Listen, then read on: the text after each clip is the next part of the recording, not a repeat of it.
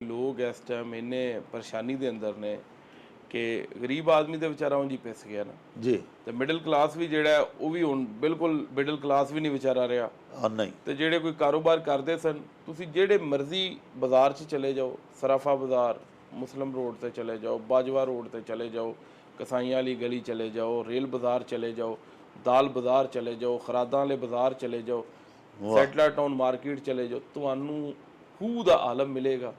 दुकानदार दुकानां ते कोई नहीं ਜਦੋਂ ਦੁਕਾਨਦਾਰ ਦੁਕਾਨਾਂ ਤੇ ਕੋਈ ਨਹੀਂ ਉਦੋਂ ਫੈਕਟਰੀਆਂ ਵੀ ਜਿਹੜੀਆਂ ਨੇ ਬੰਦ ਹੋਣੀਆਂ ਸ਼ੁਰੂ ਹੋ ਜਾਂਦੀਆਂ ਨੇ ਇਸ ਤਰ੍ਹਾਂ ਫੈਕਟਰੀਆਂ 'ਚ ਤੇ ਉਦੋਂ ਹੀ ਰੌਣਕ ਆਵੇਗੀ ਨਾ ਜਦੋਂ ਬਾਜ਼ਾਰਾਂ 'ਚ ਰੌਣਕ ਆਵੇਗੀ। ਹਾਂਜੀ ਬਾਜ਼ਾਰ ਜਿਹੜੇ ਨੇ ਬੰਦ ਨੇ ਫੈਕਟਰੀਆਂ ਵੀ ਫਿਰ ਉਹਦੇ ਨਾਲ ਬੰਦ ਹੋਣਗੀਆਂ।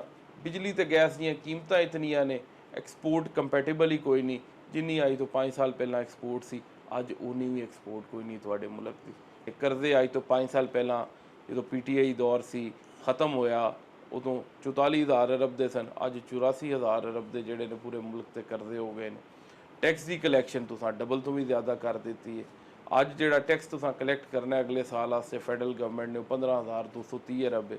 ਪੂਰੀ ਦੁਨੀਆ ਦੇ ਅੰਦਰ ਵੀ ਪੈਸੇ ਇਕੱਠੇ ਹੁੰਦੇ ਨੇ ਉੱਥੇ ਜਿਤਨੇ ਪੈਸੇ ਲੋਕ ਖੁਸ਼ੀ ਨਾਲ ਟੈਕਸ ਦਿੰਦੇ ਨੇ ਕਿਉਂ ਦਿੰਦੇ ਨੇ ਫਿਰ ਉਹਨਾਂ ਦੀ ਫਲਾਹ ਤੇ ਲੱਗਦੇ ਨੇ ਉਹਨਾਂ ਦੇ ਬੱਚਿਆਂ ਦੀ ਤਾਲੀਮ ਫਰੀ ਹੈ। ਜਿੱਥੇ ਵਜ਼ੀਰ ਆਜ਼ਮ ਦਾ ਬੱਚਾ ਪੜ੍ਹਦਾ ਹੈ ਉੱਥੇ ਹੀ ਜਨਾਬ ਮੈਕਡੋਨਲਡ ਤੇ ਕੰਮ ਕਰਨ ਵਾਲੇ ਦਾ ਬੱਚਾ ਵੀ ਪੜ੍ਹਦਾ ਹੈ ਉੱਥੇ ਹੀ ਜਨਾਬ ਤੁਹਾਡੀ ਗਲੀ ਦੀ ਸਫਾਈ ਕਰਨ ਵਾਲੇ ਦਾ ਬੱਚਾ ਵੀ ਪੜ੍ਹਦਾ ਫਿਰ ਉੱਥੇ ਜਦੋਂ ਲਿਵਿੰਗ ਸਟੈਂਡਰਡ ਬਰਾਬਰ ਡਾਕਟਰ ਸਾਹਿਬ ਹੁੰਦਾ ਹੈ ਉਦੋਂ ਫਿਰ ਮੁਆਸ਼ਰੇ 'ਚ ਅਮੀਰ ਗਰੀਬ ਦੀ ਤਫਰੀਕ ਖਤਮ ਹੋ ਜਾਂਦੀ ਹੈ।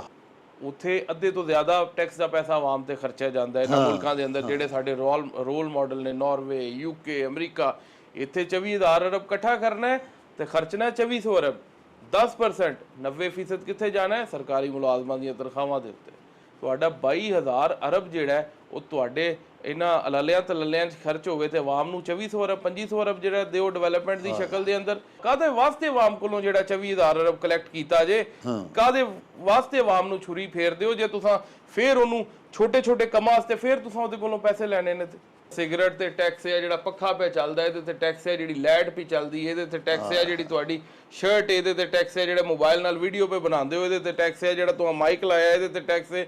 ਇਹ ਜਨਾਬ ਤੁਹਾਡਾ ਜਿਹੜੇ ਕੱਪੜੇ ਜਿਹੜੇ ਨੇ ਜਿੱਥੋਂ ਸਿਲਾਈ ਹੋ ਕੇ ਆਏ ਨੇ ਉਹ ਮਸ਼ੀਨ ਦੇ ਵਿੱਚ ਵੀ ਬਿਜਲੀ ਇਸਤੇਮਾਲ ਹੋਈ ਕਿਹੜੀ ਸ਼ੈ ਜਿਹਦੇ ਤੇ ਟੈਕਸ ਕੋਈ ਨਹੀਂ। ਹੁਣ ਬੰਦਾ ਕਹਿੰਦਾ ਕਿ ਸਵੇਰ ਉੱਠਨੇ ਆ ਤੇ ਸ਼ਾਮੀ ਸੌਂਨੇ ਆ ਤੇ ਟੈਕਸ ਹੁੰਦਾ ਉਹਨਾਂ ਨੂੰ ਨਹੀਂ ਪਤਾ ਜਦੋਂ ਸੁੱਤੇ ਹੁੰਨੇ ਆ ਤੇ ਉਦੋਂ ਵੀ ਟੈਕਸ ਹੁੰਦਾ ਜਿਹੜਾ ਉੱਤੇ ਪੱਖਾ ਚੱਲ ਰਿਹਾ ਹੁੰਦਾ। ਵੇਖੋ ਜਿਹੜੇ ਬਿਜ਼ਨੈਸਿਸ ਨੇ ਪਾਕਿਸਤਾਨ ਦੇ ਅੰਦਰ ਜਾਂ ਪ੍ਰਾਈਵੇਟ ਸੈਕਟਰ ਨੂੰ ਜਿਹੜੇ ਕਰਦੇ ਨੇ ਉਹ 9,000 ਅਰਬ ਦੇ ਨੇ ਤੇ ਸਰਕਾਰ ਜਿਹੜੇ ਕਰਜ਼ੇ ਲਏ ਨੇ ਉਹ ਟੋਟਲ 84,000 ਅਰਬ ਦੇ ਨੇ। ਬਜਟ ਦੋ ਸ਼ੈਵਾਂ ਦੇ ਉੱਤੇ ਮੁਨਸਰ ਹੁੰਦਾ ਹੈ ਜੀ ਇੱਕ ਉਹਦੀ ਰੈਵਨਿਊ ਸਾਈਡ ਹੁੰਦੀ ਹੈ ਤੇ ਇੱਕ ਉਹਦੀ ਐਕਸਪੈਂਡੀਚਰ ਸਾਈਡ ਹੁੰਦੀ ਹੈ। ਐਸਾ ਹੀ ਰੈਵਨਿਊ ਸਾਈਡ ਕਿ ਪੈਸੇ ਆਣੇ ਕਿੱਥੋਂ ਨੇ ਐਕਸਪੈਂਡੀਚਰ ਸਾਈਡ ਉਹ ਖਰਚ ਕਿੱਥੇ ਹੋਣੇ ਨੇ ਜੀ। ਅੱਛਾ ਜਿੱਥੋਂ ਆਣੇ ਨੇ ਉਹ ਫਾਈਨੈਂਸ ਬਿੱਲ ਦੀ ਸ਼ਕਲ 'ਚ ਆਉਂਦਾ ਹੈ ਤੇ ਜਿੱਥੇ ਲੱਗਣੇ ਹੁੰਦੇ ਨੇ ਉਹ ਬਜਟ ਬੇਸਿਕਲੀ ਉਹਨੂੰ ਕਿਹਾ ਜਾਂਦਾ ਕਿ ਇਸ ਮਹਿਕਮੇ ਨੂੰ ਇੰਨੇ ਇਸ ਮਹਿਕਮੇ ਨੂੰ ਇੰਨੇ ਇਸ ਵਜ਼ਾਰਤ 'ਚ ਇੰਨੇ ਇੱਥੇ ਇੰਨੇ ਇਹ ਜਨਾਬ ਤੁਹਾਡੇ ਜਿਹੜੇ ਨੇ ਡਿਵੈਲਪਮੈਂਟ ਦੇ ਇੰਨੇ ਇੰਨੇ ਇੰਨੇ। ਜਨਾਬ ਜਿਹੜੀ ਰੈਵਨਿਊ ਸਾਈਡ ਹੈ ਕਲੈਕਸ਼ਨ ਵਾਲੀ ਸਰਕਾਰ ਦੀ ਵਫਾਕ ਦੀ ਮੈਂ ਗੱਲ ਕਰਾਂਗਾ ਉਹਦੇ ਵਿੱਚ income tax sale tax customs ਤੇ ਫੈਡਰਲ ਐਕਸਾਈਜ਼ ਡਿਊਟੀ ਹੈ ਤਕਰੀਬਨ ਇਹ ਪੰਜ ਨੇ ਜਿੱਥੋਂ ਜ਼ਿਆਦਾ ਪੈਸੇ ਇਕੱਠੇ ਹੁੰਦੇ ਨੇ। ਮੈਂ ਟੈਕਸ ਰੈਵਨਿਊ ਦੀ ਮੱਦ ਜੀ ਨਾਨ ਟੈਕਸ ਰੈਵਨਿਊ ਦੀ ਮੱਦ 'ਚ ਪੈਟਰੋਲੀਅਮ ਡਿਵੈਲਪਮੈਂਟ ਲੇਵੀ ਹੈ ਸਟੇਟ ਬੈਂਕ ਦੇ ਪ੍ਰੋਫਿਟ ਨਹੀਂ ਹੈ ਬਾਕੀ ਜਿਹੜੇ ਦੂਜੇ ਮਹਿਕਮਿਆਂ ਦੇ ਵਿੱਚ ਫੀਸਾਂ ਫੂਸਾਂ ਲਾਇਸੈਂਸਾਂ ਦੀਆਂ ਤੇ ਇੱਧਰ ਉੱਧਰ ਜਿਹੜੇ ਤੁਸੀਂ ਦਿੰਦੇ ਹੋ ਉਹਦੀਆਂ। ਅੱਛਾ ਤੁਸੀਂ ਪੈਸੇ ਜਿਹੜੇ ਨੇ ਉਹ ਤੇ ਹਰ ਸਾਲ ਮਜ਼ੀਦ ਕਹਿੰਦੇ ਹੋ ਕਿ ਵਧਾਵਾਂਗੇ ਅਸੀਂ ਕਲੈਕਸ਼ਨ ਵਧਾਵਾਂਗੇ ਆਪਣੀ। ਪਿਛਲੇ ਸਾਲ 13,000 ਅਰਬ ਸੀ 12,900 ਇਸ ਸਾਲ 15,500 ਅਰਬ ਹੈ ਲੇਕਿਨ ਕੋਈ ਐਸੀ ਸ਼ੈ ਬਜਟ 'ਚ ਨਹੀਂ ਹੈ ਕਿ ਯਾਰ ਇਹ ਕਿਵੇਂ ਵਧਾਵਾਂਗੇ। ਕਿਆ ਅਸੀਂ ਜ਼ਿਆਦਾ ਲੋਕਾਂ ਨੂੰ ਟੈਕਸ ਨੈਟ 'ਚ ਸ਼ਾਮਿਲ ਕਰਾਂਗੇ ਜਾਂ ਕਿਆ ਅਸੀਂ ਪਾਕਿਸਤਾਨ ਦੇ ਅੰਦਰ GDP ਗਰੋਥ ਦਾ ਕੋਈ ਟਾਰਗੇਟ ਵੱਡਾ ਸੈੱਟ ਕੀਤਾ ਅਸੀਂ ਕੋਈ ਇੰਡਸਟਰੀ ਇੱਥੇ ਜ਼ਿਆਦਾ ਲਾਵਾਂਗੇ ਜਾਂ ਆਲਰੇਡੀ ਜਿਹੜੀ ਇੰਡਸਟਰੀ ਚੱਲਦੀ ਪਈ ਹੈ ਕੋਈ ਉਹਨੂੰ ਰਿਲੀਫ ਦੇਵਾਂਗੇ। ਕਿਆ ਅਸੀਂ ਕੋਈ ਬਿਜਲੀ ਦੀਆਂ ਕੀਮਤਾਂ ਥੱਲੇ ਲੈ ਕੇ ਆਵਾਂਗੇ ਕਿਆ ਕੋਈ ਗੈਸ ਦੀਆਂ ਕੀਮਤਾਂ ਥੱਲੇ ਲੈ ਕੇ ਆਵਾਂਗੇ ਜਾਂ ਐਕਸਪੋਰਟਰਾਂ ਨੂੰ ਘੱਟ ਸੂਦ ਦੇ ਉੱਤੇ ਕਰਜ਼ੇ ਦੇਵਾਂਗੇ ਜਾਂ ਜਿਹੜਾ ਕਰਜ਼ਿਆਂ ਦਾ ਹੁਜਮ ਹੈ 9,000 ਅਰਬ। ਵੇਖੋ ਜਿਹੜੇ ਬਿਜ਼ਨੈਸਿਸ ਨੇ ਪਾਕਿਸਤਾਨ ਦੇ ਅੰਦਰ ਜਾਂ ਪ੍ਰਾਈਵੇਟ ਸੈਕਟਰ ਨੂੰ ਜਿਹੜੇ ਕਰਜ਼ੇ ਨੇ ਉਹ 9,000 ਅਰਬ ਦੇ ਨੇ ਤੇ ਸਰਕਾਰ ਜਿਹੜੇ ਕਰਜ਼ੇ ਲਏ ਨੇ ਉਹ ਟੋਟਲ 84,000 ਅਰਬ ਦੇ ਨੇ। ਇੱਕ ਪਾਸੇ ਕੱਲੀ ਸਰਕਾਰ ਹੈ ਤੇ ਇੱਕ ਪਾਸੇ ਪੂਰੇ ਪਾਕਿਸਤਾਨ ਦੀ 25 ਕਰੋੜ ਆਵਾਮ ਹੈ, ਉਹਦੇ ਵਾਸਤੇ 9000 ਅਰਬ ਦੇ ਕਰਜ਼ੇ ਅਵੇਲੇਬਲ ਨੇ। ਕਿਆ ਤੁਸੀਂ ਉਹ ਕਰਜ਼ਿਆਂ ਦੀ ਲਿਮਿਟ ਵਧਾਈ ਹੈ, ਉਹਨਾਂ ਦਾ ਹੁਜਮ ਵਧਾ ਰਹੇ ਹੋ ਕਿ ਲੋਕ ਕਰਜ਼ੇ ਸਸਤੇ ਲੈਣ ਤੇ ਆਪਣੇ ਕਾਰੋਬਾਰ ਵਧਾਣ? ਮੇਰਾ ਸਿਰਫ ਸਵਾਲ ਹੈ ਵੇ ਕਿ ਤੁਹਾਡੀ ਜੋ ਸਪਲਾਈ ਠੀਕ ਹੈ, ਤੁਹਾਡੀ ਜੋ ਪਾਕਿਸਤਾਨ ਦੀ ਡਿਮਾਂਡ 70-80% ਤੁਹਾਡਾ ਕਰੂਡ ਆਇਲ ਤੋਂ ਰਿਫਾਈਨ ਕਰਕੇ ਤੇ ਪੂਰੀ ਹੁੰਦੀ ਹੈ, ਤੇ ਤੁਸੀਂ ਫਿਰ ਪਲੈਟਸ ਦੇ ਮੁਤਾਬਕ ਕਿਉਂ ਆਵਾਮ ਨੂੰ ਜ਼ਲੀਲ ਕਰਦੇ ਹੋ? ਇਹਨਾਂ ਰਿਫਾਈਨਰੀਆਂ ਨੂੰ ਐਕਸਟਰਾ ਆਰਡੀਨਰੀ ਪ੍ਰੋਫਿਟਸ ਕਿਉਂ ਦਿੰਦੇ ਪਏ ਹੋ? ਉਹ ਕਿਉਂ ਪਾਕਿਸਤਾਨੀਆਂ ਦੇ ਜਿਹੜੇ ਨੇ ਉਹ ਕੱਪੜੇ ਲਾ ਰਹੇ ਨੇ ਰਿਫਾਈਨਰੀਆਂ ਵਾਲੇ? ਤੁਸੀਂ ਫਿਰ ਵਿੱਚ ਸ਼ਾਮਲ ਹੋ ਉਹਨਾਂ ਦੇ ਨਾਲ, ਤੁਹਾਨੂੰ ਕੁਝ ਦਿੰਦੇ ਹੋਣਗੇ। ਮੇਰੀ ਤਾਂ ਸਮਝੋ ਗੱਲ ਬਾਹਰ ਇਹ ਹੈ, ਕਿਉਂ ਇਤਨੀ ਜ਼ਿਆਦਤੀ ਆਵਾਮ ਦੇ ਨਾਲ ਕਰਦੇ ਨੇ? ਜਾਂ ਫਿਰ ਜ਼ੇਨ ਬਣਾਈ ਬੈਠੇ ਨੇ ਕਿ ਅਸਾਂ ਅਗਲੀ ਵਾਰ ਵੀ ਆਵਾਮ ਦੇ ਕੋਲ ਨਹੀਂ ਜਾਣਾ। ਔਰ ਨਾਲ ਤੁਹਾਡੇ ਪੰਜਾਬ ਹੈ ਇੰਡੀਆ ਵਾਲਾ ਜੀ, ਉਹਦੇ ਅੰਦਰ ਕਿਸਾਨ ਨੂੰ ਤਕਰੀਬਨ ਬਿਜਲੀ ਫ੍ਰੀ ਹੈ। ਹਾਂਜੀ, ਉੱਥੇ ਡੀਜ਼ਲ ਦੀਆਂ ਕੀਮਤਾਂ ਵੀ ਤਕਰੀਬਨ ਤੁਹਾਡੇ ਤੋਂ ਬੜੀਆਂ ਜ਼ਿਆਦਾ ਸਸਤੀਆਂ ਨੇ ਜੀ। ਹੁਣ ਤੁਹਾਡਾ ਚਾਵਲ ਦਾ ਐਕਸਪੋਰਟਰ ਜਿਹੜਾ ਉਹ ਕਿਵੇਂ ਕੰਪੀਟ ਕਰੇਗਾ ਉਹਨਾਂ ਦੇ ਚਾਵਲ ਦੇ ਐਕਸਪੋਰਟਰ ਦੇ ਨਾਲ? ਤੁਸੀਂ ਸਪੋਰਟ ਪ੍ਰਾਈਸ ਜਿਹੜੀ IMF ਦੇ ਕਹਿਣ ਤੇ ਖਤਮ ਕੀਤੀ, ਸਪੋਰਟ ਪ੍ਰਾਈਸ ਤੇ ਖਤਮ ਕਰ ਦਿੱਤੀ, ਫਿਰ ਉਸ ਤੋਂ ਬਾਅਦ ਜ਼ਿਮੀਂਦਾਰ ਨੂੰ ਇਜਾਜ਼ਤ ਦਿਓ, ਉਹਦਾ ਦਿਲ ਕਰੇ ਵੇਚੇ, ਉਹਦਾ ਦਿਲ ਕਰੇ ਨਾ ਵੇਚੇ, ਉਹਦਾ ਦਿਲ ਕਰੇ ਉਹ ਗੁਜਰਾਂਵਾਲੇ ਵੇਚੇ, ਉਹਦਾ ਦਿਲ ਕਰੇ ਉਹ ਪਿਸ਼ਾਵਰ ਵੇਚੇ, ਉਹਦਾ ਦਿਲ ਕਰੇ ਉਹ ਇਸਲਾਮਾਬਾਦ ਵੇਚੇ। ਫਿਰ ਉਹਦੇ ਉੱਤੇ ਜ਼ਿਲ੍ਹਾ ਬੰਦੀਆਂ ਵੀ ਨਹੀਂ ਬਣਦੀਆਂ, ਸੂਬਾ ਬੰਦੀਆਂ ਵੀ ਨਹੀਂ ਬਣਦੀਆਂ। ਫਿਰ ਉਹਨੂੰ ਫ੍ਰੀ ਟ੍ਰੇਡ ਦਾ ਇਖਤਿਆਰ ਦਿਓ, ਉਹ ਵੀ ਨਹੀਂ ਤੁਸੀਂ ਦਿੰਦੇ।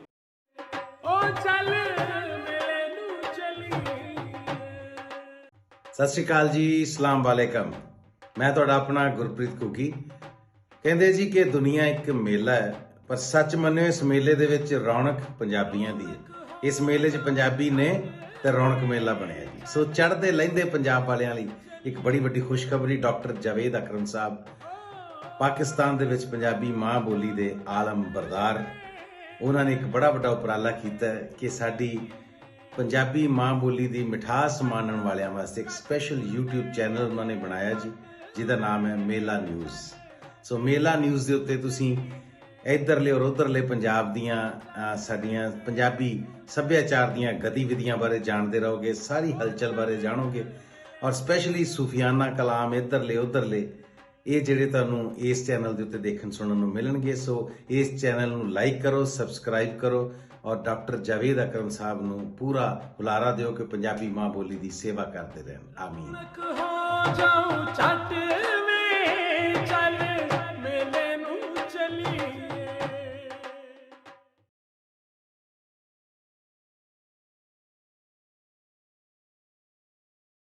ਬਿਸਮਿल्लाहिर्रहमानिर्रहीम।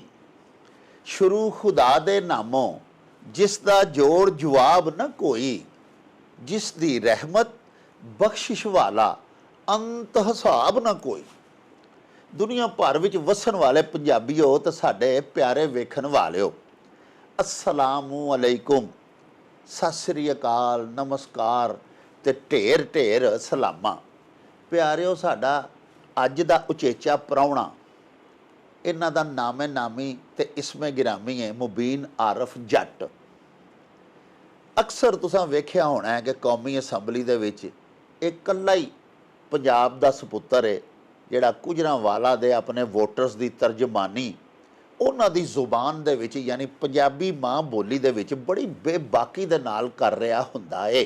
अच्छा चो साहब, तुसीं माशाअल्लाह साडे शहर गुजरांवाला दे एक वड्डे कारोबारी घराने नाल भी तुहाडा ताल्लुक है, तुहाडे वालदे गिरामी माशाअल्लाह वड्डे सनतकार ने, एक्सपोर्टर ने, इंपोर्टर ने। क्या तुसी मुतमईन हो मौजूदा दौरे हुकूमत दे विच मुल्की मैशत जिहड़ी है उन्होंने कोई संभाला मिलिया है? कारोबार लोगों के चल रहे हैं? कोई रोटी इज्जत दी खा रहा है बंदा कि इस पासों भी वांझे हैं असीं सारे? ਤੁਸੀਂ ਡਾਕਟਰ ਸਾਹਿਬ ਇਹ ਵੇਖੋ ਕਿ ਲੋਕ ਇਸ ਟਾਈਮ ਇੰਨੇ ਪਰੇਸ਼ਾਨੀ ਦੇ ਅੰਦਰ ਨੇ ਕਿ ਗਰੀਬ ਆਦਮੀ ਦੇ ਵਿਚਾਰਾ ਉਂਝ ਹੀ ਪਿਸ ਗਿਆ ਨਾ ਜੀ, ਤੇ ਮਿਡਲ ਕਲਾਸ ਵੀ ਜਿਹੜਾ ਉਹ ਵੀ ਹੁਣ ਬਿਲਕੁਲ ਮਿਡਲ ਕਲਾਸ ਵੀ ਨਹੀਂ ਵਿਚਾਰਾ ਰਿਹਾ।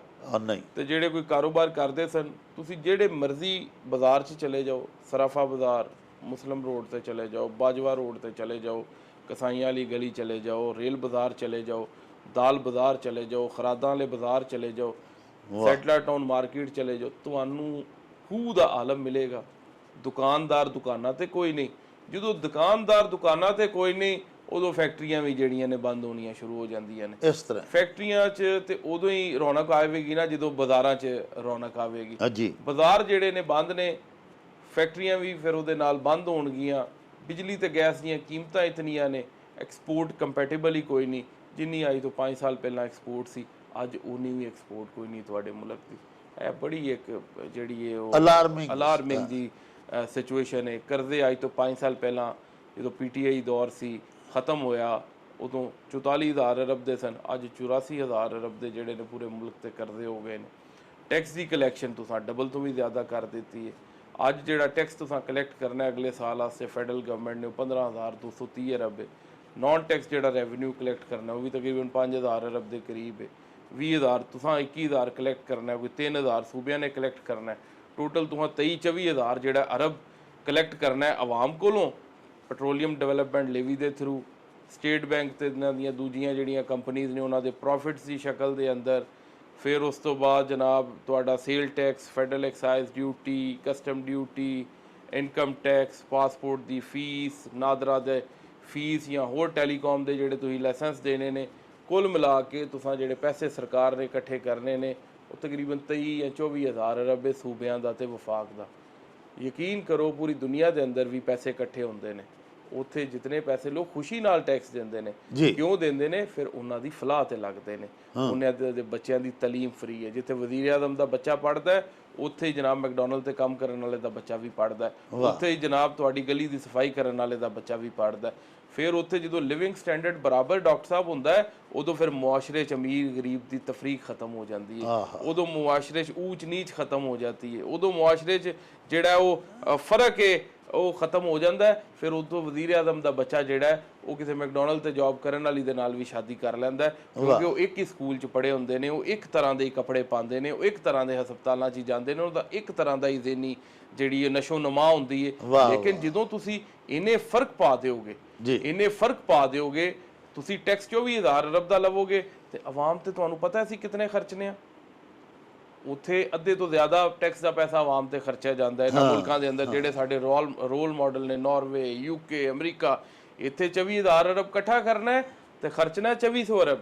10% 90% ਕਿੱਥੇ ਜਾਣਾ ਹੈ? ਸਰਕਾਰੀ ਮੁਲਾਜ਼ਮਾਂ ਦੀਆਂ ਤਨਖਾਹਾਂ ਦੇ ਉੱਤੇ। ਉਹ ਕਿੱਥੇ ਜਾਣਾ ਹੈ? ਉਹ ਜਨਾਬ ਤੁਹਾਡੇ ਜਿਹੜੀਆਂ ਸਰਕਾਰੀ ਕੰਪਨੀਆਂ ਲਾਸ ਪੀਆਂ ਕਰਦੀਆਂ ਨੇ ਉਹਨਾਂ ਦੇ ਉਹਦੇ ਵਿੱਚ। ਉਹ ਕਿੱਥੇ ਜਾਣਾ ਹੈ? ਉਹ ਜਨਾਬ ਤੁਹਾਡੇ ਜਿਹੜੇ ਤੁਸੀਂ ਸੂਦ ਲਿਆ ਹੋਇਆ, ਕਰਜ਼ੇ ਲਏ ਹੋਣੇ ਨੇ, ਉਹਨਾਂ ਦੇ ਸੂਦ ਦੇ ਮੱਦ ਦੇ ਵਿੱਚ ਪੈਸੇ ਜਾਣੇ ਨੇ। ਉਹ ਕਿੱਥੇ ਜਾਣੇ ਨੇ? ਜਿਹੜੇ ਤੁਹਾਡੀ ਵਜ਼ੀਰ ਆਲਾ ਨੇ ਜਹਾਜ਼ ਖਰੀਦਣਾ, ਤੁਸੀਂ ਉਹ ਉਹਨੂੰ ਖਰੀਦ ਕੇ ਦੇਣਾ। ਉਹ ਜਨਾਬ ਤੁਸੀਂ ਇਹਨਾਂ ਨੂੰ ਬਾਹਰ ਦੇ ਟ੍ਰਿਪ ਕਰਾਣੇ ਨੇ, ਇਹਨਾਂ ਨੂੰ ਅਯਾਸ਼ੀਆਂ ਕਰਾਉਣੀਆਂ ਨੇ, ਇਹਨਾਂ ਦੇ ਗੱਡੀਆਂ ਦੇ ਤੇਲ ਪੂਰੇ ਕਰਨੇ ਨੇ। ਫਿਰ ਇਹਨਾਂ ਦੇ ਬੱਚਿਆਂ ਵਾਸਤੇ ਨੌਕਰ ਵੀ ਸਰਕਾਰ ਨੇ ਰੱਖ ਕੇ ਦੇਣੇ ਨੇ। ਉਹ ਪੈਸੇ ਇੱਧਰ ਖਰਚ ਹੋਣੇ ਨੇ। ਤੁਹਾਡਾ 22,000 ਅਰਬ ਜਿਹੜਾ ਉਹ ਤੁਹਾਡੇ ਇਹਨਾਂ ਅਲਾਲਿਆਂ ਤਲੱਲਿਆਂ 'ਚ ਖਰਚ ਹੋਵੇ ਤੇ ਆਵਾਮ ਨੂੰ 2400 ਅਰਬ 2500 ਅਰਬ ਜਿਹੜਾ ਦਿਓ ਡਿਵੈਲਪਮੈਂਟ ਦੀ ਸ਼ਕਲ ਦੇ ਅੰਦਰ।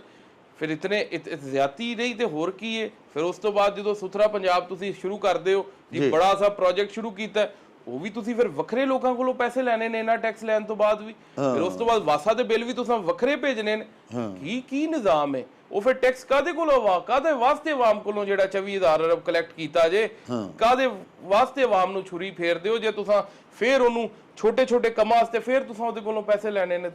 ਇੱਕ ਸਿਗਰਟ ਸਰ ਜਿਹੜਾ ਪੀਂਦਾ ਉਸ ਸਿਗਰਟ ਤੇ ਵੀ ਟੈਕਸ ਹੈ, ਤੁਸੀਂ ਦੇਖੋ ਸਰ ਸਿਗਰਟ ਤੇ ਟੈਕਸ ਹੈ, ਜਿਹੜਾ ਪੱਖਾ ਪਿਆ ਚੱਲਦਾ ਇਹਦੇ ਤੇ ਟੈਕਸ ਹੈ, ਜਿਹੜੀ ਲਾਈਟ ਪੀ ਚੱਲਦੀ ਇਹਦੇ ਤੇ ਟੈਕਸ ਹੈ, ਜਿਹੜੀ ਤੁਹਾਡੀ ਸ਼ਰਟ ਇਹਦੇ ਤੇ ਟੈਕਸ ਹੈ, ਜਿਹੜੇ ਮੋਬਾਈਲ ਨਾਲ ਵੀਡੀਓ ਪੇ ਬਣਾਉਂਦੇ ਹੋ ਇਹਦੇ ਤੇ ਟੈਕਸ ਹੈ, ਜਿਹੜਾ ਤੁਸੀਂ ਮਾਈਕ ਲਾਇਆ ਇਹਦੇ ਤੇ ਟੈਕਸ ਹੈ।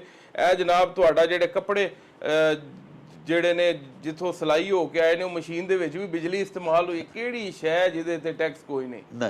ਔਰ ਇਹ ਟੈਕਸ ਤੁਹਾਡੇ ਜਿਸ ਤਰ੍ਹਾਂ ਤੁਸੀਂ ਫਰਮਾਇਆ, ਹੁਣ ਬੰਦਾ ਕਹਿੰਦਾ ਹੈ ਕਿ ਸਵੇਰ ਉੱਠਨੇ ਆ ਤੇ ਸ਼ਾਮੀ ਸੌਂਨੇ ਆ ਤੇ ਟੈਕਸ ਹੁੰਦਾ ਹੈ।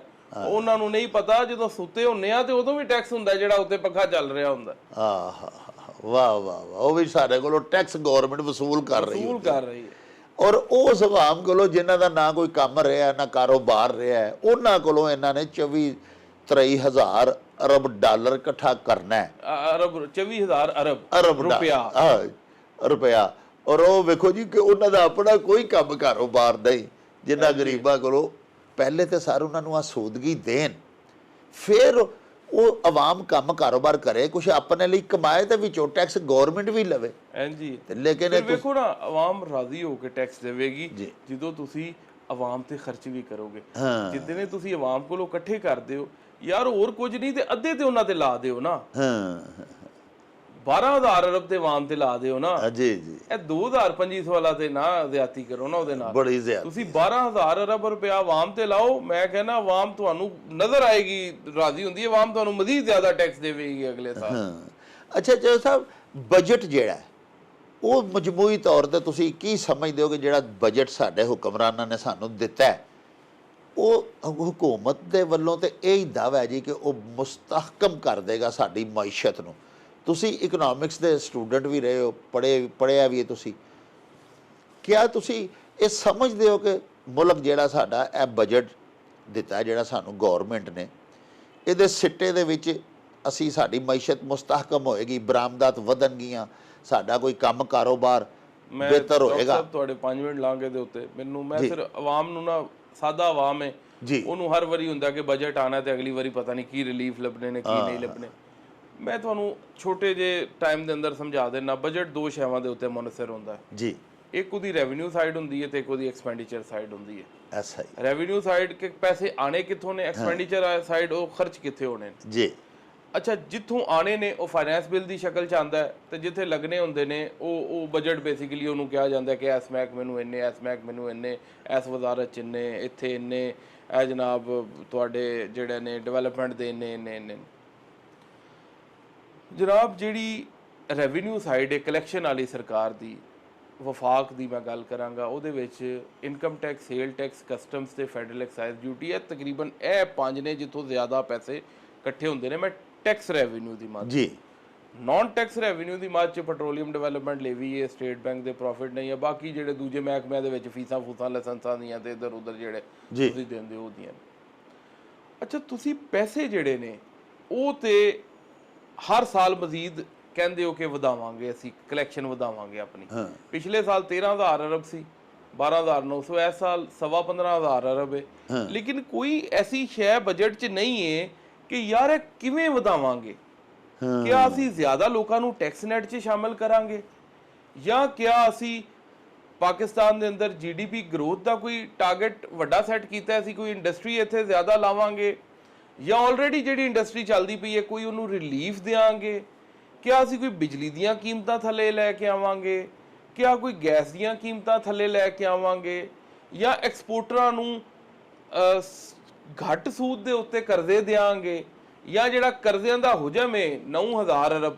ਵੇਖੋ ਜਿਹੜੇ ਬਿਜ਼ਨੈਸਿਸ ਨੇ ਪਾਕਿਸਤਾਨ ਦੇ ਅੰਦਰ ਜਾਂ ਪ੍ਰਾਈਵੇਟ ਸੈਕਟਰ ਨੂੰ ਜਿਹੜੇ ਕਰਜ਼ੇ ਨੇ ਉਹ 9,000 ਅਰਬ ਦੇ ਨੇ।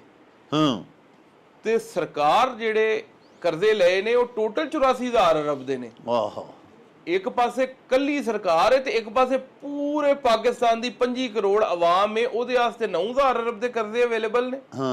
ਕਿਆ ਤੁਸੀਂ ਉਹ ਕਰਜ਼ਿਆਂ ਦੀ ਲਿਮਿਟ ਵਧਾਈ ਹੈ, ਉਹਨਾਂ ਦਾ ਹੁਜਮ ਵਧਾ ਰਹੇ ਹੋ ਕਿ ਲੋਕ ਕਰਜ਼ੇ ਸਸਤੇ ਲੈਣ ਤੇ ਆਪਣੇ ਕਾਰੋਬਾਰ ਵਧਾਣ? ਵਾਹ, ਕਿਆ ਤੁਸੀਂ ਕੋਈ ਐਸੀ ਪਾਲਿਸੀ ਦਿੱਤੀ ਹੈ ਜਿਹਦੀ ਵਜ੍ਹਾ ਨਾਲ ਜਿਹੜਾ ਉਹ ਤੁਸੀਂ ਆਪਣੇ ਜਿਹੜੇ ਨੇ ਉਹ ਕਾਰੋਬਾਰ ਇੱਥੇ ਵਧਾਣਾ ਹੈ, ਲੋਕਾਂ ਦਾ ਰੋਜ਼ਗਾਰ ਦਾ ਬੰਦੋਬਸਤ ਕਰਨਾ ਹੈ ਤਾਂ ਟੈਕਸ ਵਧੇਗਾ? ਨਹੀਂ, ਐਸੀ ਕੋਈ ਪਾਲਿਸੀ ਨਹੀਂ ਹੈ। ਸਿਰਫ ਔਰ ਸਿਰਫ ਉਹਨਾਂ ਨੇ ਆਪਣੇ ਟਾਰਗੇਟ ਵਧਾ ਦਿੱਤੇ ਨੇ ਕਿ ਜਿਹੜੇ ਬੰਦੇ ਕੋਲ 100 ਰੁਪਇਆ ਲੈ ਰਹੇ ਸਾਂ ਉਹਦੇ ਕੋਲੋਂ 110 ਲੈਣੇ ਸ਼ੁਰੂ ਕਰ ਦਿਆਂਗੇ ਤੇ ਟਾਰਗੇਟ ਪੂਰਾ ਹੋ ਜਾਏਗਾ। ਇੰਜ ਕੀਤਿਆਂ ਤੁਸੀਂ ਟਾਰਗੇਟ ਤੇ ਪੂਰੇ ਕਰ ਲਵੋਗੇ, ਲੇਕਿਨ ਤੁਸੀਂ ਜਿਹੜੇ ਲੋਕ ਇੱਥੇ ਕਾਰੋਬਾਰ ਕਰਦੇ ਪਏ ਨੇ ਉਹਨਾਂ ਨੂੰ ਮਜ਼ੀਦ ਜਦੋਂ ਸਕਵੀਜ਼ ਕਰੋਗੇ ਉਹ ਲੋਕ ਵੀ ਇੱਥੋਂ ਕਾਰੋਬਾਰ ਬੰਦ ਕਰਕੇ ਚਲੇ ਜਾਣਗੇ। ਇਹ ਵੇ ਇਸ ਪੂਰੇ ਬਜਟ ਦੇ ਅੰਦਰ ਮੈਂ ਤੁਹਾਨੂੰ ਆਸਾਨ ਅਲਫਾਜ਼ ਦੇ ਅੰਦਰ ਦੱਸ ਦਿੱਤਾ ਹੈ, ਕੋਈ ਐਸਾ ਰਿਲੀਫ ਨਹੀਂ। ਤੇ ਜਿਹੜੀ ਹੈ ਬੜੇ ਵਾਜੇ ਵਜਾਉਂਦੇ ਨੇ ਕਿ ਅਸਾਂ ਇਸ ਸਾਲ ਕੋਈ ਮਜ਼ੀਦ ਟੈਕਸ ਨਹੀਂ ਲਾਏ, ਉਹਦੀ ਵਜ੍ਹਾ ਹੈ ਵੇ ਕਿ ਇਹਨਾਂ ਦਾ ਪਹਿਲਾ ਬਜਟ ਨਹੀਂ ਹੈ, ਇਹਨਾਂ ਦਾ 5ਵਾਂ ਬਜਟ ਹੈ ਇਸ ਹਕੂਮਤ ਦਾ। ਤੇ ਆਲਰੇਡੀ ਇਹਨਾਂ ਨੇ ਸਾਰੇ ਟੈਕਸ ਲਾ ਦਿੱਤੇ ਹੋਏ ਨੇ ਕਿ ਕੋਈ ਐਸਾ ਬਚਿਆ ਨਹੀਂ ਸੀ ਕਿ ਮਜ਼ੀਦ ਇਤਨੇ ਲਾ ਸਕਣ, ਤੇ ਜਿਹੜੇ ਕੋਈ ਚੰਦ ਬਚੇ ਸਨ ਉਹ ਇਹਨਾਂ ਇਸ ਸਾਲ ਵੀ ਲਾਏ ਨੇ। ਅੱਛਾ ਚੌਧਰੀ ਸਾਹਿਬ, ਤੇਲ ਦੀਆਂ ਕੀਮਤਾਂ ਇਹਨਾਂ ਵਧਾਈਆਂ ਜੰਗ ਨੂੰ ਬੇਸ ਬਣਾ ਕੇ, ਹੁਣ ਜੰਗ ਖਤਮ ਹੋ ਗਈ ਹੈ, ਤਕਰੀਬਨ ਅਮਨ ਹੋ ਗਿਆ, ਮੁਆਹਦੇ ਹੋ ਗਏ ਨੇ ਅਮਨ ਦੇ, ਲੇਕਿਨ ਕਿਆ ਤੁਸੀਂ ਸੈਟਿਸਫਾਈਡ ਹੋ? ਤੇਲ ਦੀਆਂ ਕੀਮਤਾਂ ਸਹੀ ਜਗ੍ਹਾ ਤੇ ਆ ਗਈਆਂ ਨੇ ਕਿ ਮਜ਼ੀਦ ਘਟਣੀਆਂ ਚਾਹੀਦੀਆਂ? ਅੱਛਾ, ਮੈਂ ਤੁਹਾਨੂੰ ਇਹਦੇ ਅੰਦਰ ਇੱਕ ਗੱਲ ਦੱਸਣਾ, ਇਹ ਬੜਾ ਟੈਕਨੀਕਲ ਜਿਹਾ ਇੱਕ ਇਹਦੇ ਅੰਦਰ ਚੀਜ਼ ਹੈ ਜੀ। ਇਹ ਜਿਹੜਾ ਕਰੂਡ ਹੁੰਦਾ ਨਾ, ਕਰੂਡ ਜੀ, ਇਹ ਖਾਮ ਮਾਲ ਹੈ, ਖਾਮ ਤੇਲ। ਖਾਮ ਤੇਲ, ਇਹਦੀ ਕੀਮਤ ਤਕਰੀਬਨ ਇਸ ਟਾਈਮ 70 ਦੇ ਕਰੀਬ ਹੈ ਸ਼ਾਇਦ। ਅੱਛਾ ਜੀ। ਅੱਛਾ, ਕਰੂਡ ਨੂੰ ਜਦੋਂ ਰਿਫਾਈਨਰੀ 'ਚ ਪਾਇਆ ਜਾਂਦਾ ਨਾ ਤੇ ਜਿਹੜੀਆਂ ਇਹਦੇ ਚੋਂ ਤਿਆਰ ਸ਼ੈਵਾਂ ਨਿਕਲਦੀਆਂ ਨਾ ਉਹਨੂੰ ਉਹਦੀ ਜ਼ੁਬਾਨ ਦੇ ਅੰਦਰ ਟੈਕਨੀਕਲ ਜ਼ੁਬਾਨ 'ਚ ਕ੍ਰੈਕਸ ਕਹੀਦਾ। ਉਹ ਤੋਂ 10 ਕਈ ਰਿਫਾਈਨਰੀਆਂ 10 ਕਰੈਕ ਕੱਢਦੀਆਂ ਨੇ, ਕਈ 12, ਕਈ 9, ਕਈ ਡਿਪੈਂਡ ਕਰਦਾ ਰਿਫਾਈਨਰੀ ਕੈਸੀ ਬਿਹਤਰੀਨ ਹੈ ਜਿਹੜੀ ਜਿਤਨੇ ਜ਼ਿਆਦਾ ਕਰੈਕ ਕੱਢਦੀ ਹੈ ਜੀ। ਇੱਕ ਪੈਟਰੋਲ ਹੋ ਗਿਆ, ਇੱਕ ਡੀਜ਼ਲ ਹੋ ਗਿਆ, ਇੱਕ ਕੈਰੋਸਿਨ ਹੋ ਗਿਆ, ਇੱਕ ਜੈਟ ਫਿਊਲ ਹੋ ਗਿਆ, ਫਰਨਸ ਆਇਲ ਹੋ ਗਿਆ, ਇਸ ਤਰ੍ਹਾਂ ਦੀਆਂ ਜਿਹੜੀਆਂ ਨੇ ਇਹਨਾਂ ਨੂੰ ਕਰੈਕ ਕਹਿੰਦੇ ਨੇ ਨਾ। ਜੀ ਜੀ ਜੀ। ਪਾਕਿਸਤਾਨ ਦੇ ਅੰਦਰ ਰਿਫਾਈਨਰੀਆਂ ਇਨ ਹਾਊਸ ਲੱਗੀਆਂ ਹੋਈਆਂ ਨੇ ਸਾਡੇ ਮੁਲਕ ਦੇ ਅੰਦਰ। ਅੱਛਾ ਜੀ। ਅਸੀਂ ਖਾਮ ਮਾਲ ਲੈ ਕੇ ਉਹਦੇ ਚੋਂ ਪੈਟਰੋਲ ਤੇ ਡੀਜ਼ਲ ਕੱਢਨੇ ਆ ਤੇ ਸਾਡੀ 70 ਤੋਂ 80% ਡਿਮਾਂਡ ਆਪਣੀਆਂ ਰਿਫਾਈਨਰੀਆਂ ਪੂਰੀਆਂ ਕਰਦੀਆਂ ਨੇ ਵਾਹ। ਤੇ 20% ਡਿਮਾਂਡ ਸਾਨੂੰ ਪੈਟਰੋਲ ਤੇ diesel direct as a finish product ਮੰਗਵਾਉਣਾ ਪੈਂਦਾ। ਬਾਕੀ 70-80% ਸਾਡੀ ਡਿਮਾਂਡ ਖਾਮ ਮਾਲ ਤੋਂ ਪੂਰੀ ਹੋ ਜਾਂਦੀ ਹੈ ਜੀ। ਪਾਕਿਸਤਾਨ ਨੇ ਬੜਾ ਰੌਲਾ ਪਾਇਆ ਤੇ ਕ੍ਰੈਡਿਟ ਵੀ ਲਿਆ ਕਿ ਪਾਕਿਸਤਾਨ ਦੀ ਇੱਕ ਦਿਨ ਵੀ ਸਪਲਾਈ ਲਾਈਨ ਮੁਅੱਤਲ ਨਹੀਂ ਹੋਈ। ਜਦੋਂ ਪੂਰੀ ਦੁਨੀਆ ਦੀ ਮੁਅੱਤਲ ਰਹੀ, ਸਾਨੂੰ ਫੇਰ ਵੀ ਕਰੂਡ ਦੇ ਵੈਸਲ ਆਂਦੇ ਰਹੇ। ਇਹਨਾਂ ਕਿਹਾ ਸਾਡੀ ਬੜੀ ਅਚੀਵਮੈਂਟ ਹੈ ਤੇ ਵਾਕਈ ਅਚੀਵਮੈਂਟ ਹੈ ਵੀ ਜੀ। ਹੋਇਆ ਕੀ, ਕਰੂਡ ਜਿਹੜਾ ਸੀ ਉਹ 110 ਤੇ 120 ਡਾਲਰ ਤੱਕ ਚਲਾ ਗਿਆ ਜੀ। ਕਰੂਡ ਦੇ ਮੁਤਾਬਕ ਵੀ ਜੇ ਕੀਮਤਾਂ ਦਾ ਤਾਯੁਨ ਕੀਤਾ ਜਾਏ ਤੇ ਕਰੂਡ ਜੇ 120 ਡਾਲਰ ਦਾ ਸੀ ਨਾ, ਜਾਂ ਕਰੂਡ ਜਦੋਂ ਨਾਰਮਲ ਹਾਲਾਤ ਦੇ ਅੰਦਰ ਜੰਗ ਤੋਂ ਪਹਿਲਾਂ 60 ਡਾਲਰ ਦਾ ਹੁੰਦਾ ਸੀ, ਉਦੋਂ ਪਲੈਟਸ ਜਿਹੜਾ ਉਹ ਕੀਮਤਾਂ ਤਾਯੁਨ ਕਰਦਾ ਹੈ ਫਿਨਿਸ਼ ਪ੍ਰੋਡਕਟ ਦੀਆਂ, ਪੈਟਰੋਲ ਤੇ ਡੀਜ਼ਲ ਦੀਆਂ। ਜਿਵੇਂ ਫਾਰ ਐਗਜ਼ਾਮਪਲ ਜਦੋਂ ਕਰੂਡ 60 ਦਾ ਹੁੰਦਾ ਸੀ ਨਾ, ਤੇ ਪਲੈਟਸ ਜਿਹੜਾ ਸੀ ਪੈਟਰੋਲ ਤੇ ਡੀਜ਼ਲ ਦਾ, ਦੋ ਪਲੈਟਸ ਨੇ, ਇੱਕ MOPS means of Platt Singapore, ਇੱਕ MOPAG means of Platt Arab Gulf. ਉਹ ਦੋਨੋਂ ਜਿਹੜੇ ਸਨ ਉਹਨਾਂ 'ਚ ਫਰਕ ਹੁੰਦਾ ਸੀ ਕਿ ਕਰੂਡ ਜੇ 60 ਦਾ ਹੈ ਤੇ ਪੈਟਰੋਲ ਦੀ ਕੀਮਤ ਪਲੈਟਸ ਦੀ 66 ਹੋਵੇਗੀ, ਡੀਜ਼ਲ ਦੀ ਕੀਮਤ 70 ਹੋਵੇਗੀ। ਮਤਲਬ ਬੜੇ ਰਿਫਾਈਨਰੀ ਮਾਰਜਨਸ ਬੜੇ ਛੋਟੇ ਹੁੰਦੇ ਨੇ, ਥੋੜਾ ਜਿਹਾ ਹੀ ਫਰਕ ਹੁੰਦਾ ਹੈ 5, 6, 8, 10 ਡਾਲਰ ਦਾ ਕਰੂਡ ਦਾ ਤੇ ਤੇਲ ਦੀਆਂ ਕੀਮਤਾਂ ਦਾ। ਲੇਕਿਨ ਜਦੋਂ ਦੁਨੀਆ ਦੀ ਸਪਲਾਈ ਮੁਅੱਤਲ ਹੋਈ ਤੇ ਕਰੂਡ 120 ਦਾ ਸੀ ਤੇ ਪੈਟਰੋਲ ਦੀ ਕੀਮਤ 240 ਡਾਲਰ ਤੱਕ ਤੇ 220 ਡਾਲਰ ਤੱਕ ਜਿਹੜੀ ਉਹ ਚਲੀ ਗਈ ਹੈ ਪੈਟਰੋਲ ਡੀਜ਼ਲ ਦੀ। ਇਹਨਾਂ ਨੇ ਕੀਮਤਾਂ ਜਿਹੜੀਆਂ ਨੇ ਉਹ ਪਲੈਟਸ ਦੇ ਮੁਤਾਬਕ, ਹਾਂ ਪਲੈਟਸ ਲਫ਼ਜ਼ ਸੁਣਿਆ ਹੋਏਗਾ ਤੁਹਾਡਾ ਵਜ਼ੀਰ ਪੈਟਰੋਲੀਅਮ ਵੀ ਅਕਸਰ, ਉਹਨਾਂ ਨੇ ਕੀਮਤਾਂ ਦਾ ਫਾਰਮੂਲਾ ਸੈੱਟ ਕੀਤਾ ਹੋਇਆ ਸੀ ਉਹਦੇ ਮੁਤਾਬਕ, ਪਲੈਟਸ ਦੇ ਮੁਤਾਬਕ ਜੀ।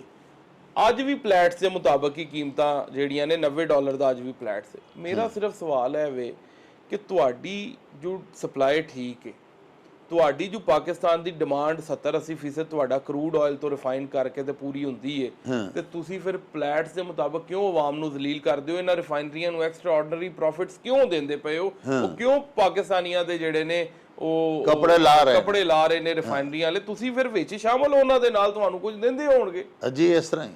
ਤੇ ਅੱਜ ਵੀ ਜੇ 70 ਡਾਲਰ ਦਾ ਕਰੂਡ ਗਿਣਿਆ ਜਾਵੇ ਤੇ ਪ੍ਰੋਫਿਟ ਮਾਰਜਨ ਰਿਫਾਈਨਰੀ ਦਾ ਵਿੱਚ ਪਾ ਲਓ ਤੁਸੀਂ 5-7%, ਤੇ ਉਹ ਤਕਰੀਬਨ ਕਹਿ ਲਓ ਕਿ 75 ਡਾਲਰ ਤੇ ਵੀ ਜੇ ਲੈ ਜਾਓ 6-7-8% ਕਰਕੇ ਵੀ, ਤੇ 75 ਡਾਲਰ ਨੂੰ ਦਿਓ ਹਾਂ ਜ਼ਰਬ 280 ਦੇ ਨਾਲ ਜੀ, ਤੇ ਇੱਕ ਬੈਰਲ ਦੀ ਕੀਮਤ ਨਿਕਲ ਆਏਗੀ।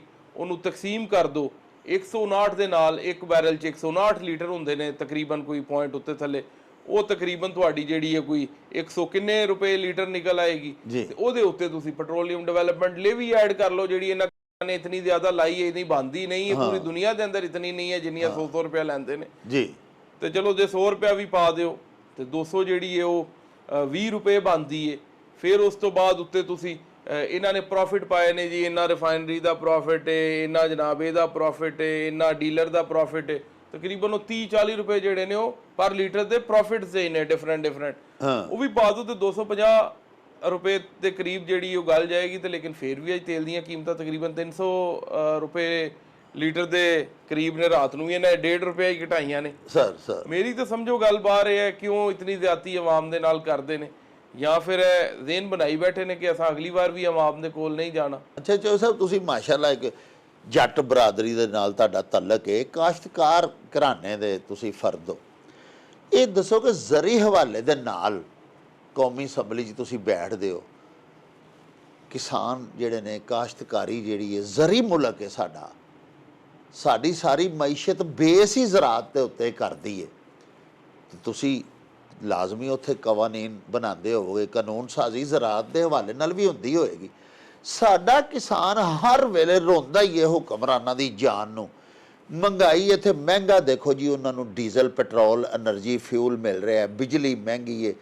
ਅੱਜ ਕੱਲ੍ਹ ਸਰ ਪਾਣੀ ਲਾਉਣ ਲਈ ਨਹੀਂ ਹੈਗਾ ਮੁੰਜੀਆਂ ਨੂੰ, ਔਰ ਜੋ ਸਭ ਮਹਿੰਗੀ ਖਾਦ, ਮਹਿੰਗੇ ਪੈਸਟੀਸਾਈਡਸ, ਔਰ ਤੁਸੀਂ ਫਿਰ ਉਹਦੀ ਕੀਮਤ ਵੀ ਕਿਸਾਨ ਨੂੰ ਇੰਤਜ਼ਾਮੀਆ ਡੀਸੀ ਕਮਿਸ਼ਨਰ ਉੱਤੇ ਚਾੜ ਦਿੰਦੇ ਹੋ, ਪੁਲਿਸ ਚਾੜ ਦਿੰਦੇ ਹੋ ਵੀ ਤੁਸੀਂ 2800 ਰੁਪਏ ਮਨ ਤੋਂ ਵੱਧ ਵੇਚ ਵੀ ਨਹੀਂ ਸਕਦੇ। ਇਹ ਤਰੀਕਾਕਾਰ ਹੁਕਮਰਾਨੀ ਦਾ ਅੰਦਾਜ਼ ਸਹੀ ਹੈ ਜੀ?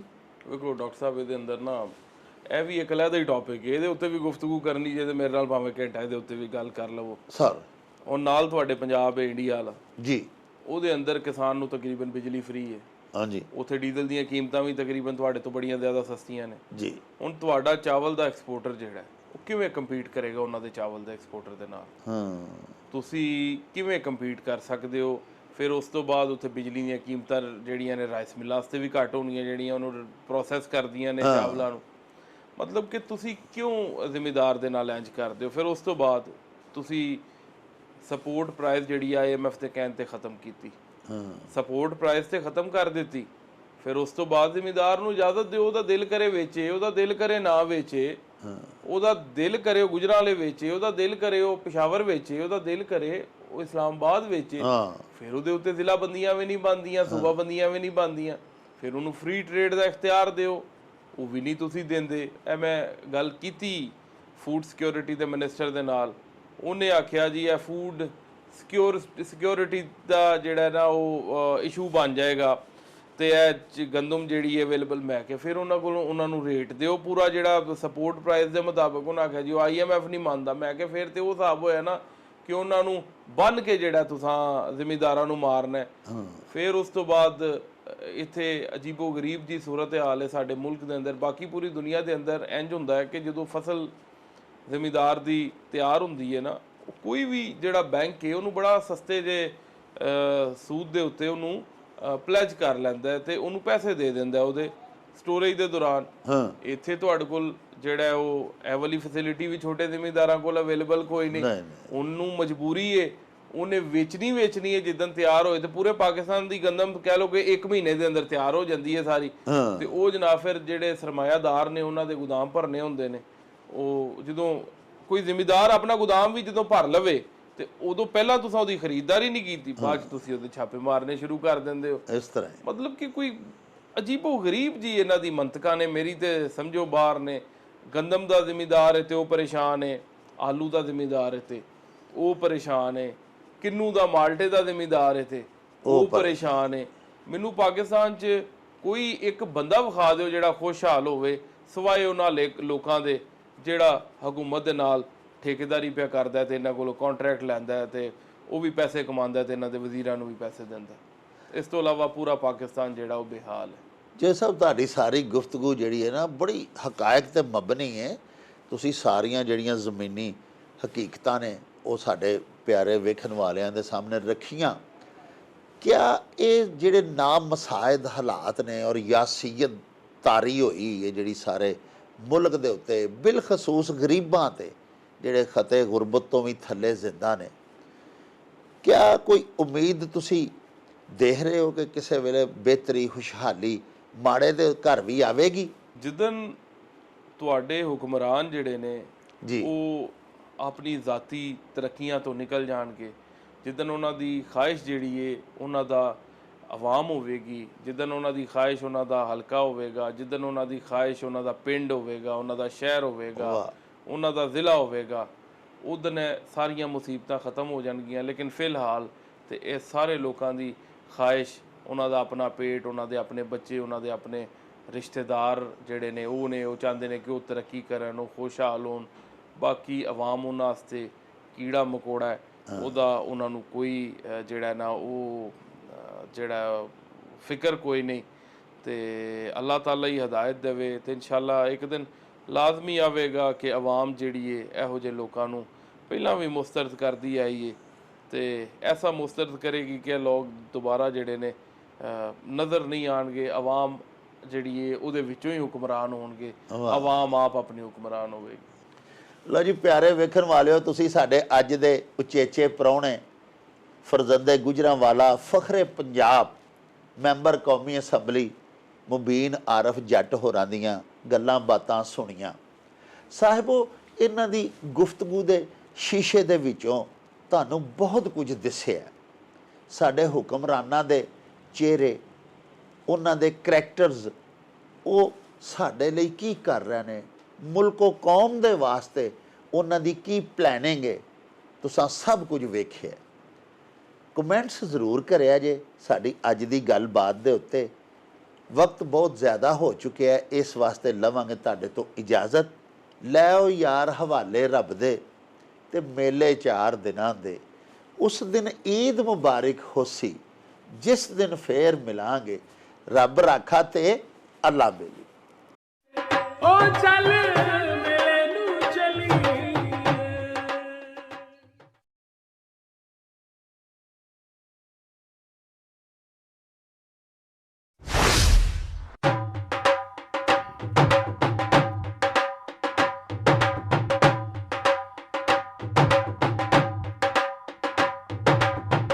ਰੌਣਕ ਹੋ ਜਾਊ ਝੱਟ